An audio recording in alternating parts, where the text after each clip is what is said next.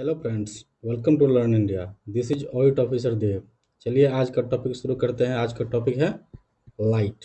Okay, इस topic का पहला क्वेश्चन है, human eye is most sensitive to visible light of the wave length.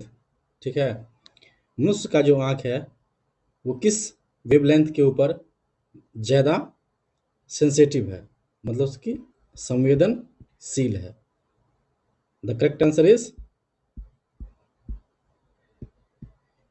B, 5500 is the right answer. Next, the visible range of solar radiation. Solar radiation का visible Rand कितना है? 400 टू 700 nanometre. सौर्य विकिरण की दृश्यमान सीमा है 400 टू 700 nm। Next, the nature of radiation of light क्या है? लाइट का रेडिएशन क्या है? ये वेव की तरह है या पार्टिकल की तरह है या दोनों की तरह है? तो करेक्ट आंसर इज सी, ये दोनों की तरह है, वेव एंड पार्टिकल की तरह। Next, light appears to the travel light appears to the to travel in straight line. क्यों लाइट क्यों ट्रेवल करती है स्ट्रेट लाइन में? because the wavelength of light is very small. correct answer is C। चलिए आज light को समझने का प्रयास करते हैं। ठीक है, लाइट क्या है? लाइट एक क्या है? वेव है। क्या है? लाइट एक वेव है। ओके, वो लाइट क्या करती है कि एक दो बिंदुओं के बीच में, एक छोटी दो बिंदुओं के बीच में तय करना पसंद कर सकता है, इसीलिए वह सीधी रेखा में गमन करती है। ठीक है, प्रकाश का तरंग दैर्ध्य बहुत ही कम होता है, इसीलिए हम लोग को प्रतीत होता है कि लाइट जो सीधी रेखा में चलती है। ठीक है, next, which of the following statement is true? Okay, the light has the greater velocity, the sound has the greater velocity, celestial object have the greater velocity, and the rocket has the velocity. Which is correct? The correct is light has the greater velocity. जब आप देख रहे होंगे कि जब आकाश में बादल गरजता है, ठीक है, आवाज़ करती है, साउंड करती है, और लाइट जब चमकती है, तो दोनों में पहले हम लोग कौन दिखता है? पहले लाइट दिखता है। ठीक है, जबकि साउंड पहले करता है, लेकिन हम लोग को लाइट पहले दिख जाती है, because the speed of light, the velocity of light is greater than sound. Okay, next, the speed of light in vacuum is nearly कितना है? वैक्यूम में लाइट का स्पीड कितना है? लाइट का स्पीड वैक्यूम में है 3 into 10⁸ metre per second is the correct answer, in metre per second. क्या चीज में? मीटर पर सेकेंड में इसका जो स्पीड है लाइट का वो 3:10⁸ है, 3:10⁸ मीटर पर सेकेंड। अगर इसको हम किलोमीटर में अगर कन्वर्ट करेंगे तो क्या हो जाएगा?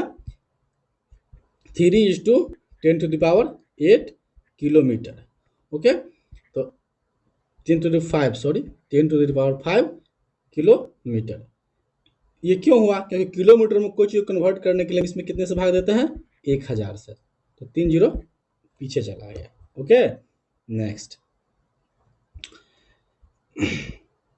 The velocity of light is maximum in क्या चीज़ में? वेलोसिटी जो है लाइट का स्पीड होता है जो मैक्सिमम होता है, डायमंड में, वाटर में, वैक्यूम में एंड हाइड्रोजन में।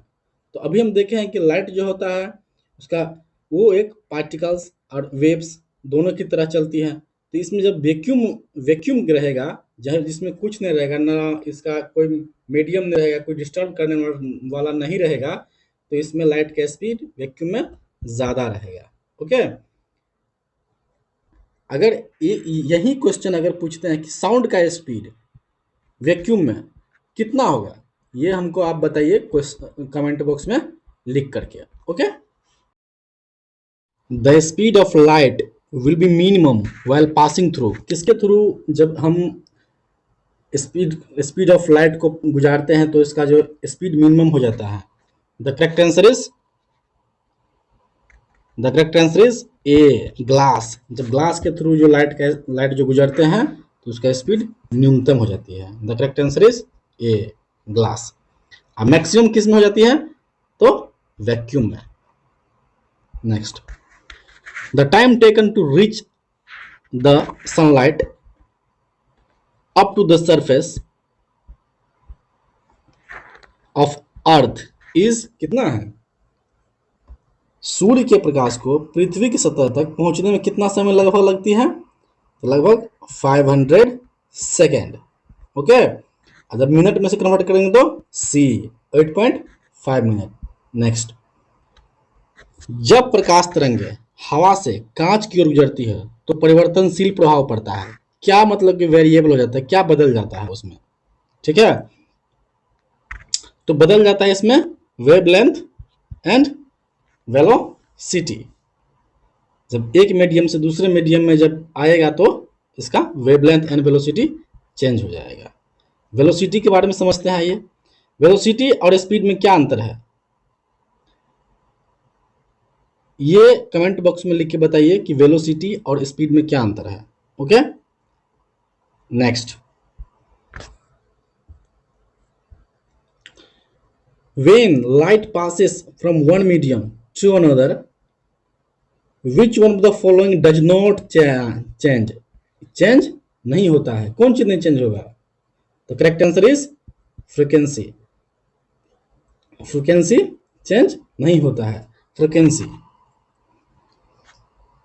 Next, which one of the following energy conservation takes place in carrying out process of photosynthesis?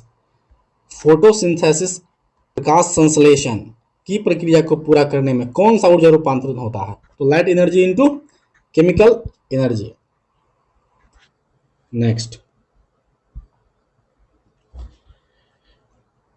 The gas used in discharge tube for optical decoration. Optical में सजावट वाली काम में जो हम लोग इस्तेमाल करते हो कौन गैस को, the correct answer is D, neon gas.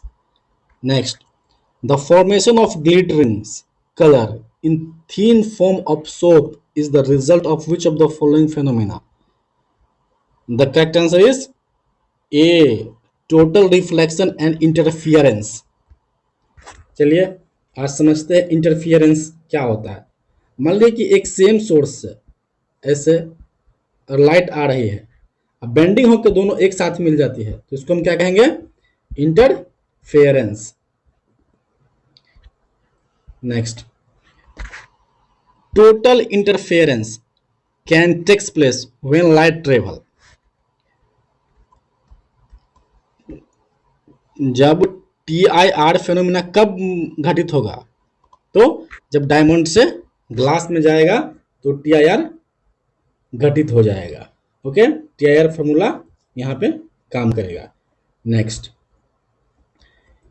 A cut diamond shine brilliantly due to, किस वजह से डायमंड जो होती है वो शाइन करती है, the correct answer is total internal reflection.